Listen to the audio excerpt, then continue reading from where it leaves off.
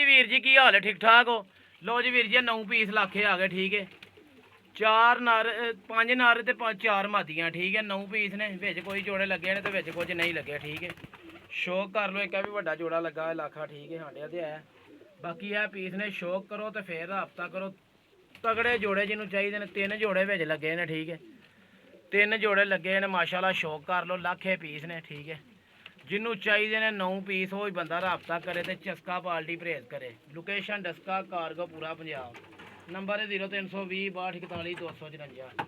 यह माशाल्लाह परिंदे ने, ठीक है। शौक करो तो फिर राबता करो। यह माशाल्लाह परिंदे ने, 9 पीस ने, ठीक है।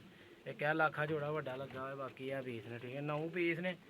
नंबर है 0320 6241 254। 0320 6241 254। शौक कर लो तो फिर राबता करो। जिन्हों चाहिए ने वही बंदा राबता कर ले, चस्का बाल्टी परहेज करे। लाखे पीस ने, 9 पीस 10 पीस जी, 10 पीस ने, ठीक है। 5 मादियां 5 नार, 10 पीस ने लाखे। शौक कर लो तो फिर राबता करो। 10 पीस 2 4 6 8 9 तो 10। लो जी 10 पीस ने, ठीक है। 10 ने। शौक कर लो। जिन्हों चाहिए होंगे वही बंदा राबता करे, चस्का बाल्टी परहेज करे।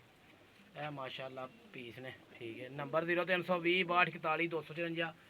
फरहान शेख उर्दू च आई डी का नाम है, ठीक है।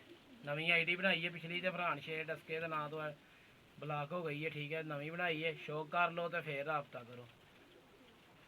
तगड़े कबूतर जिन्होंने चाहिए होंगे वही बंदा राबता